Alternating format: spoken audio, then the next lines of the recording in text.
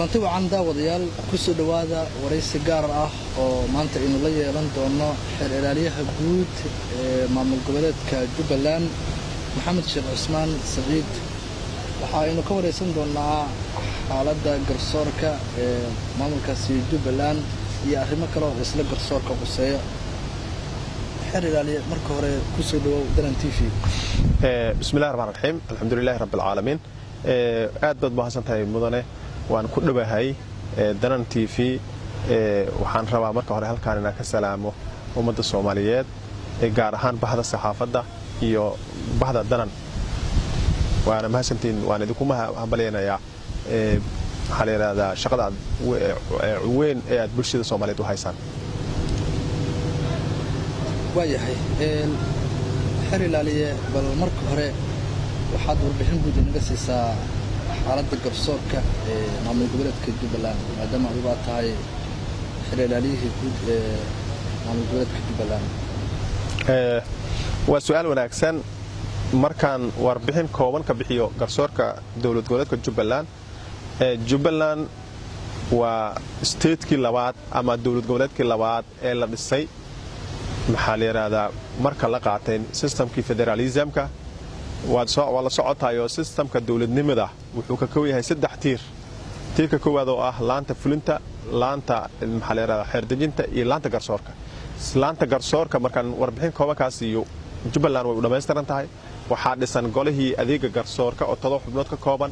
maxkamadii sare ee dawlad goboleedka Jubbaland xafiiska xeer ilaaliyaha guud ee dawlad goboleedka Jubbaland maxkamadihii gobolada uu dawlad goboleedku ka kooban yahay iyo maxkamadaha degmooyinka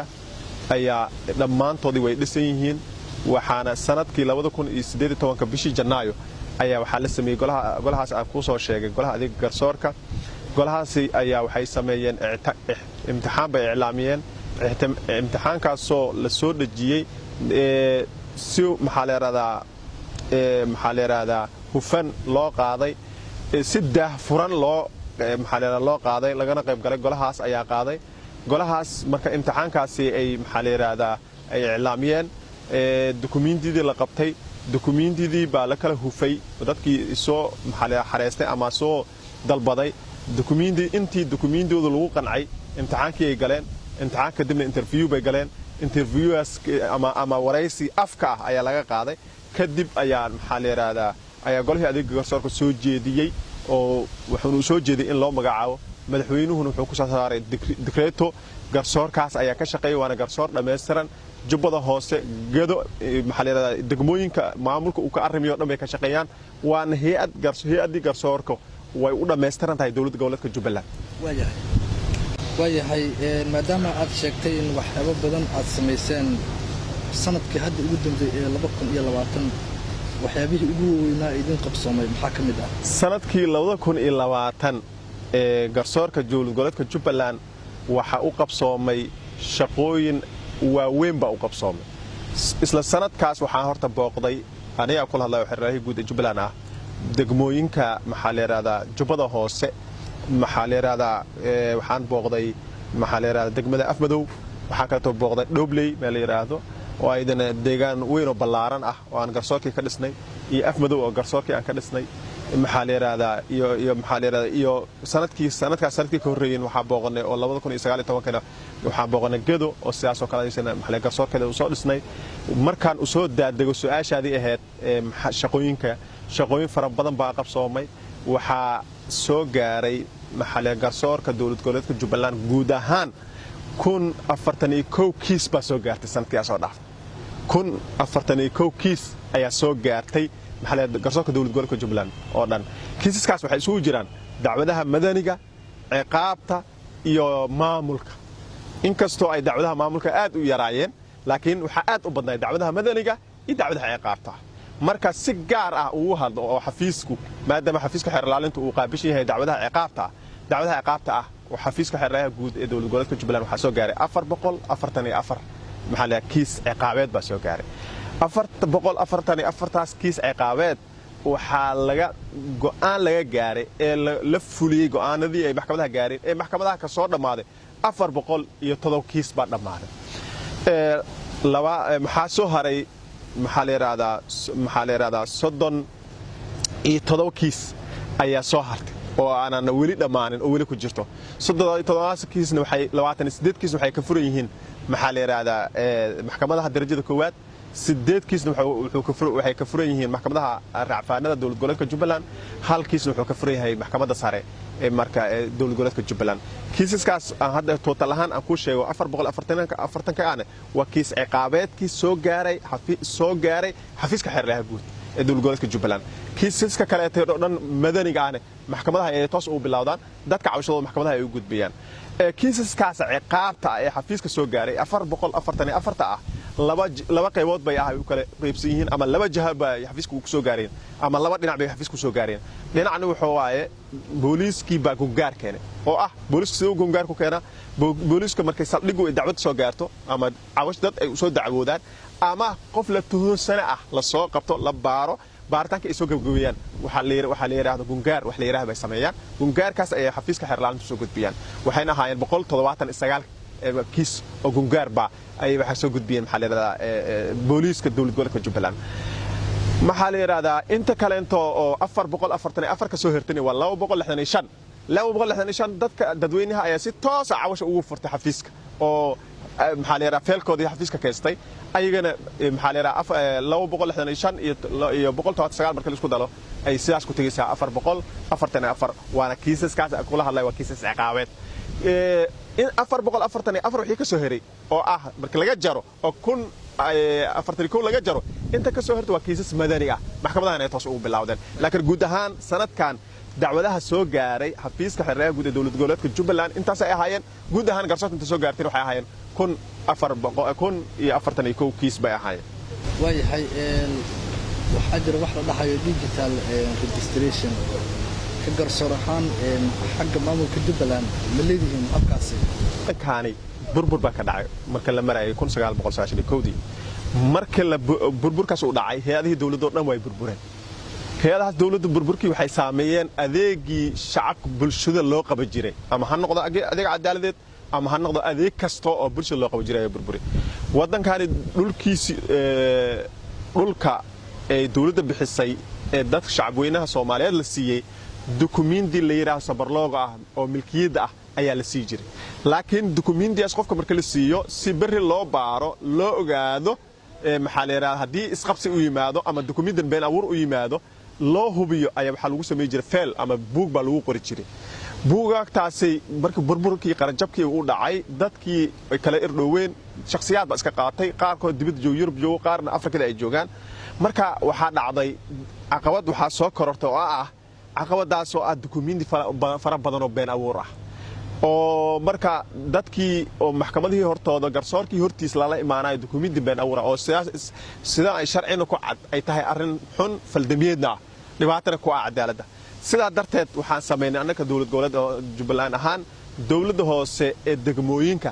ayaa waxa la sameeyay barnaamijka diiwaangelin cusub in la sameeyo dukumiintiina si aanan bari mar dambe dukumiinti faraha uu bixin digital loo bedelo magaalada Kismaayo lagu bilaabay hadda meel fiican bay maraysaa dhulkii dadka wala tusaale magaaladii hore u dhisneed ee dadkii dukumiinti haystay waa loo maxaliyay way imaanayaan dawladda hoose imaanayaan waa la hubinayaa dukumiintiisi uu haystay hore uu haystay la baarayaa waxa kale oo la sameeyaa wax survey la yiraahdo dad baa loo dirayaa dariskiisii iyo wixiisii baa la soo ogaanayaa waxa baartaan dheer baa la sameeyaa qoto dheer markay cadaato qofkii lahaa dhulkaani inuu yahay cabirkan dhulkan oo ama maxaa la yiraahdaa ama ha dhisnaado ama ha banaanaade waxa loo sameeyaa waa loo diiwaan gelinayaa si digital baa loo diiwaan gelinayaa sabarlooga cusub baa la siinayaa si dhibaatadan u dhamaato oo ah dukumiinti been abuurka ah oo forgeryga oo maal wal maxkamadaha la imaanayo oo caqabadna ku ah in hay'adaha garsoorka cadaaladdan garsoor dhibaat ku ah marka dawladda hoose ee degmada Kismaayo ayaa barnaamijkaas bilowday meel fiican uu marayaa arrimahaas waxa dhulka abasiibadan ahne hadda ayaa master plan la saaraya markii qofka master plan la saarana qofka waa la siinayaa dukumiintiyaas digital kana la siinayaa laakiin dhulkii hore ee dhisnaa magaaladii hore ee Kismaayo ee dhisneedna dadkii waa loo diiwaan gelinayaa marka la xaqiijiyo qofkaani inuu leeyahay wax doodna ay ka furneen khilaa oo doodna wax cid dacwo ku haysanaysa jirin waxaana la siinayaa dukumiintiga cusub ee digitalka ah haday khilaaf uu ka jiro ama dood ay ka dacwad ay ka furantaan maxkamadaha ayaa loo gudbinayaa maxkamadaha go'aan ka soo gaaray maxkamadaha markay go'aan ka gaaraan kadib ayaa loo diiwaan gelinayaa dukumiintiga digitalka la siinayaa isla qodobkaasi xagga digitalka yaa idinka caawiyay hay'ad baa naga caawiso oo xagga farsamada dawladda hoose ayaa shaqada qabto cabiraad ayada qabato baaritaanka ayada qabato laakiin xagga farsamada hay'ad gaar oo barayfad oo dawladdu ay la gashay heshiis ayaa naga caawiso xagga technicalka ay naga caawisa aad bad mahadsantahay shirka sanadlaha ee garsoorka ayaa dhacay goordhow ani wafdi aan hogaaminay oo Jubbaland ka socday ayaa ka qayb galay wafdi aan hogaaminayay shirkaasna waa shir sanadla ah sanadkiiba mar dhaca shirkaas waa shir قانوني شرعي وحاشية محل شرعي ودنا كان ودنا بشيء جارهان حير كالنظام كجرسور كأي شيء قدب كيس الصدنات حير كاس الصباح يكون سجال بقول لحدنا إلى واديس قدب كيس الصدنات أيوه جاية سند والبو إن جرسور كدلك الشريعة شركة أصلا وحلوها هلاقي عقودها وين محل هذا جيرو حاجة جرسور كهيستو وحي هرمر أقول لك سمي إسلا سند كان maadaama sanadkan ilaa 2020 uu cudurka safmarka coronavirus uu jiray caqabadna ku ahaa habsami socodka shaqada dawladda oo dhan laakiin shaqooyin waaweyn baa la qabtay marka shaqooyinkaas wixii la qabtay iyo wixii aan qabsoomin caqabadaha ka hor yimid caqabadahaas loo xalin lahaa waxyaalaha ugu waaweyn oo sanadkan lagu soo qaaday shirkaas waxa kamid ah 3 qodob oo muhiimsaneed horta waxa marka u horeysa waa inaan ku sheegay halku dhiga sanadkan wuxuu ahaa hirgeli sharciga horta shirku halku dhigis buu ahaa 3 qodob oo muhiim ah waa loo hadlay oo mid koowaad dukumiintida been abuurka ah iyo caqabadaha ay ku hayaan garsoorka iyo wixii lagu gudbin lahaa wali talooyinka annaka Jubbaland soo jeedinayay barnaamijkaas digitalka in loo gudbo labo arrimaha musuqmaasuqa oo iyagana faldamiyadiidu waa weyn ah dawladnimada dhibaato ku ah ta kale saddexaad oo looga hadlay waxay kamid ahayd fulinta xukunnada garsoorka ay gaaraan caqabadaha ka yimaado marar qaar kood waxa dhici karto garsoorka inuu xukun gaar maxkamada xukun gaaraan go'aan soo saaran go'aankaasna uu fulin caqabadahaas maxaa jiro sidee lagu xalliyaa maxaa keenay in maxaa la fuli waayaan xukunnada maxkamada gaaraan arrimahaas waa weyn baa loo hadlayay halku dhiga sanadkan wuxuu ahaa hirgeli sharciga marka ka hadalno garsoorka Jubbaland ahaan sanadka 2020 waxa noo qorsheysan arrimo waaweyn shaqooyin fara badan baa noo qorsheysan oo aad u waaweyn maadaama sanadihii 2019 aakhirkiisa ilaa 20 oo cudurkaas safmarka COVID-19 uu dhacay aqoonta ku noqday shaqadii hatta dacwadii istaageen xabsidii la booqo waayay in la booqdo dadkii maxaabiista aan joojinay kiisaskii hatta mararka qaar kood aad maxaa dib u dhac ku imaanayay si toos aan loo gali karin booqashadii xafiiska xeerlaalinta iyo baaristii iyo wixii hatta caqabad ku yimaadeen laakiin sanadka 2021 waxa noo qorsheysan inaan xarumaha garsoorka ee gobolada xalirada loo dhiso xarumo ay helaan xafiisyo ay ku shaqeeyaan waxa kale oo noo qorsheysan toobaro inay helaan garsooriyaasha cusub ee aan qaadanay gordhow garsoorayaal cusub baa la qaatay iyo xeerlayaal cusub ayagana inay toobar helaan maadaama ay kuwii hore joogay ee dhowr toobar heleen kuwan inay toobar helaan waxa kale oo noo qorsheysan in waxa fail management wax la yiraahdo ama la yiraahdo wax la yiraahdo electronic file management wax la yiraahdo inaan sameeyno oo wixii aan digital ka dhigno dacwadaha dukumiintiga xafiiska soo galaayo dhan electronic u sameeyno maxkamadaha loo sameeyo xafiiska xeerlaaliyaha loo sameeyo oo database file management wax la yiraahdo loo sameeyo oo aan ogaado maanta wax soo galay meesha ay marayaan qof walba ogaa karo qof kasta xafiiska maanta soo booqday waxa kale oo noo qorsheysan meel kasta oo dawladda gacanteeda gasho in maamulku u gaaro inaan garsoorkii ka dawadno oo maxkamadii iyo xafiiska xeerlaalinta ka furno waxyaalahaas oo dhan baa noo qorsheysan waxa kale oo noo qorsheysan inaan maxaa la yiraahdaa ka shaqeyno wax la yiraahdo maxaa dawlad wanaag ama good governance la yiraahdo good governance lama heli karo haddii arrimaha ay jiraan oo u dhibaato badan oo aadka uu caqabad ugu ah oo musuqmaasuq uu weeyahay arrin aad ula dagaalano ka xafiis ahaan iyo garsoor ahaanba arrimaha musuqmaasuq aad ula dagaalano iyo waxa kale oo rabnaa in dadka adeeg cadaaladeed ama adeeg garsoor oo hufan u qabano sanadkan maxaa la yiraahdaa markii horena aan u qaban jirnay laakiin inaan kobcino horumarino oo dardargelino halkii sanadkan iyo sanadii horeysay iyo sanadii la soo dhaafay gaabka ka jiro dhan aan maxaa buuxino kabno hor u socono marka gabagabadii maxaa kalo ama tusaale ahaan aad ku soo gabagabeeyay waa soo jeedin lahayd waxaan soo jeedinayaa ummadda Soomaaliyeed oo dhan gaar ahaan reer Jubbaland waxaan soo jeedinayaa inay la shaqeeyaan hay'adaha garsoorka kulana shaqeeyaan inay shaqadooda gutaan ama ay u qabtaan adeeg cadaaladeed oo hufan oo lagu kalsoonaa karo waxaad ogtahayoo ummaddu hay'adaha dawladda ama garsoorku haddaanan shacabka la shaqaynin shaqadoodii maxaa la yidhahdaa ma la qaban karo haddii la qabtana shaqa wanaagsan maxaa la qaban karo oo shaqa wanaagsan ma soo bixi karto waxaa kaleetoo kula dardaarmayaa shacabka reer Jubbaland hay'adaha garsoorka ee dawlad goboleedka Jubbaland inay gacan ku siiyaan inay cadaalad helaan oo adeeg cadaaladeed u qabtaan sidee gacan ugu siinayaan inay maxaa ku kalsoonaan kalsooni ku qabaan dadka ka shaqeeya garsoorka ka shaqeeyo haddii ay jiraan cawashooyin way imaan karaan shaqo haddii timaado cawashin way imaanaysaa haddii cawashooyin ay jiraan cawashooyinkaas ay xafiisyada annagaa joogno annagaa u sarrayno inay noo yimaadaan oo ah si ay waxyaalaha caqabadaha haysto aan ugu xallino waxaa kaleeto si gaara ula dardaarmaya inaan dadka u horseedin arrimaha inay ku raadiyaan shaqooyinka ay xaq u leeyihiin in loo qabto si sharci darro inay ku raadiyaan oo ah aynan maxaa garsooriyaashii iyo kaaliyaashii iyo xeerlaalayaashii ka shaqaynayay aynan xaqna u leeyihiin inay u qabtaan shaqada loona igmaday halkaana u joogaan maalin walbana ay waajib tahay shaqadaas inay qabtaan inay maxaa ku raadiyaan maxaa arrimaha aan musuqmaasuq oo kale inay wax siiyaan waxaasoo dhan waxaan leenahay waxay dilaysaa shaqadii dawladnimada waxay dhibaato ku tahay shaqadii garsoorka waxay sumcad dil ku tahay arrimaha garsoorka saa darteed waxaan isleeyahay inaanan horseedin musuqmaasuqna ka shaqaynin nuguna garab siiyaan adeega cadaaladeed oo hufan inaan gaarsiino haddii ay caqabad la kulmaane ay nugu yimaadaan xafiiska sidaan uga xallin caqabadahaas